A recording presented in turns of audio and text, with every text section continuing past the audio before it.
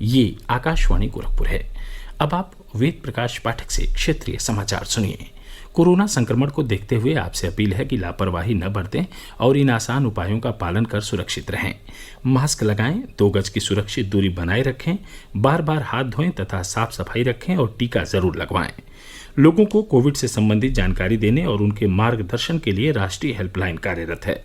इसका नंबर है 011239780046 और 1075। राज्य हेल्पलाइन नंबरों पर भी संपर्क किया जा सकता है। नंबर हैं 1800-180-5145 तथा 6389300137 और 052245230000। इसके अलावा 0522261045। और अब समाचार। मुख्यमंत्री योगी आदित्यनाथ ने आज प्रदेश के 23 लाख निर्माण श्रमिकों के बैंक खातों में 230 करोड़ रुपए की धनराशि का हस्तांतरण किया। इस अवसर पर श्रमिकों को वर्चुअल माध्यम से संबोधित करते हुए मुख्यमंत्री ने कहा कि प्रदेश सरकार किसानों, श्रमिकों, कामगारों और युवाओं के हितों को सुरक्षित रखने के लिए पूरी तरह प्रतिबद्ध है। उन्होंने कहा कि राज्य सरकार संगठित और असंगठित क्षेत्र के सभी कामगारों को 2 लाख रुपए की सामाजिक सुरक्षा दे रही है। किसी दुर्घटना में श्रमिक की मृत्यु होने पर यह धनराशि उनके परिजनों को उपलब्ध करा दी जाती है। श्री योगी ने आत्मनिर्भर भारत अभियान में श्रमिकों के योगदान की सराहना की। उन्होंने कहा कि कोरोना के खिलाफ संघर्ष में भी श्रमिकों ने प्रदेश के 25 करोड़ लोगों के जीवन को सुरक्षित रखने में महत्वपूर्ण भूमिका निभाई है।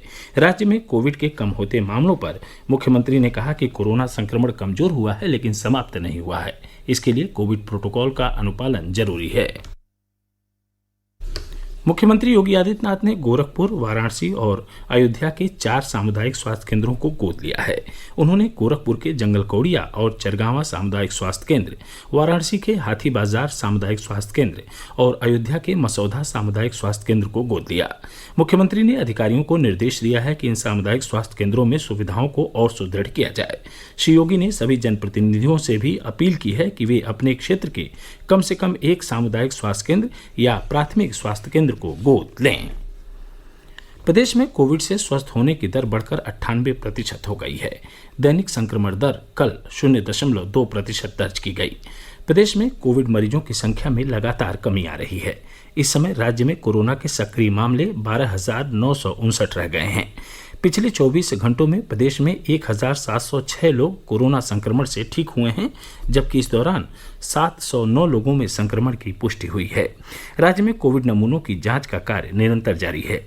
कल एक दिन में 2,89,809 नमूनों की जांच की गई। अब तक कुल 5,21,98,161 नमूनों की जांच की जा चुकी है।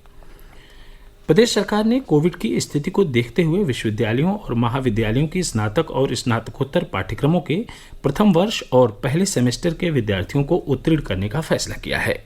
उप मुख्यमंत्री और शिक्षा मंत्री डॉक्टर दिनेश शर्मा ने कहा कि पिछले वर्ष प्रथम वर्ष के जिन विद्यार्थियों को बिना परीक्षा में शामिल हुए दूसरे वर्ष के लिए प्रोन्नत कर दिया गया था, उन्हें इस वर्ष की परीक्षा देनी होगी। परीक्षा का प्रारूप बदल दिया जाएगा। उन्होंने कहा कि प्रैक्टिकल परीक्षा नहीं होगी और मौखिक परीक्षा ऑनलाइन होगी। उधर राज्य मदरसा शिक्षा बोर्ड ने कक्षा 10 और कक्षा 12 की परीक्षाएं रद्द कर दी हैं।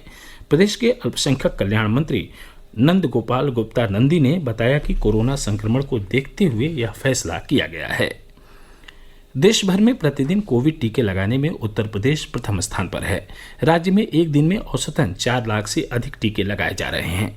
कल प्रदेश में 4,30,616 कोविड रोधी टीके लगाए गए। राज्य में अब तक कुल 2,11,50,258 टीके लगाए गए हैं। प्रदेश सरकार ने इस माह 1 करोड़ टीके लगाने का लक्ष्य रखा है। 40 से ज्यादा दिनों तक कोरोना आंशिक कर्फ्यू के बाद गोरखपुर के बाजार आज खुल गए। दुकानों और सार्वजनिक स्थानों पर लोगों की कम भीड़ देखी गई। लोग कोविड प्रोटोकॉल का अनुपालन करते हुए बाजारों में खरीदारी कर रहे हैं। यह समाचार बुलेटिन हमारे YouTube channel AIR news Gorakhpur और ट्विटर हैंडल AIR_GKP पर भी उपलब्ध है। इसके साथ ही क्षेत्रीय समाचारों का यह बुलेटिन समाप्त हुआ। नमस्कार।